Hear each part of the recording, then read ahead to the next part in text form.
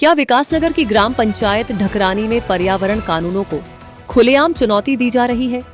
क्या राष्ट्रीय हरित प्राधिकरण यानी एनजीटी के आदेश सिर्फ फाइलों तक सीमित रह गए हैं? और क्या प्रदेश की महत्वपूर्ण यमुना घाटी जल विद्युत परियोजना पर खनन का खतरा मंडरा रहा है? ये सवाल इसलिए क्योंकि ढकरानी से सामने आ रहे आरोप बेहद गंभीर हैं। स्थानीय लोगों का दावा है कि एनजीटी के आदेशों के अनुसार आसन वेटलैंड से 10 किलोमीटर की परिधि में खनन गतिविधियां प्रतिबंधित हैं। इसके बावजूद इसी प्रतिबंधित दायरे में स्टोन क्रशर संचालित किए जा रहे हैं और बड़े पैमाने पर खनन सामग्री का भंडारण किया जा रहा है। यदि ये आरोप सही हैं, तो ये केवल एनजीटी के आदेशों की अनदेखी नहीं, बल्कि पर्यावरण संरक्षण अधिनियम 1986 सहित पर्यावरणीय कानूनों के उल्लंघन का भी गंभीर मामला बन सकता है।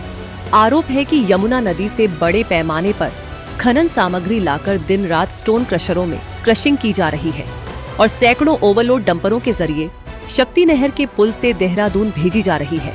सबसे बड़ा सवाल उस पुल को लेकर है जिसकी रेट्रोफिटिंग अवधि समाप्त होने का दावा किया जा रहा है। स्थानीय लोगों का कहना है कि पुल पर ओवरलोड वाहनों की लंबी कतारें लगी रहती हैं। अगर कल को कोई बड़ा हादसा हुआ तो इसकी जिम्मेदारी कौन लेगा? स्थानीय किसानों का आरोप है कि स्टोन क्रशरों से निकलने वाला दूषित पानी खेतों और जल स्रोतों तक पहुंच रहा है, जिससे फसलें और जलीय जीव प्रभावित हो रहे हैं। दूसरी ओर ओवरलोड और बिना नंबर प्लेट वाले वाहन पचवादून की सड़कों पर दौड़ रहे हैं, जिससे आम लोगों की जान भी खतरे में बताई जा रही है। स्थानीय सूत्रों ने पूरे मामले में गंभीर आरोप लगाए हैं। हालांकि इन आरोपों पर संबंधित विभागों का पक्ष सामने आना अभी बाकी है। उत्तराखंड CNN भी संबंधित विभागों का पक्ष प्रसारित करने के लिए तैयार है। अब सबसे बड़ा सवाल, क्या एनजीटी के आदेशों, पर्यावरण संरक्षण अधिनियम, जल एवं वायु प्रदूषण नियंत्रण कानूनों और खनन नियमों का पालन हो रहा है? अगर नहीं तो कार्रवाई कब होगी?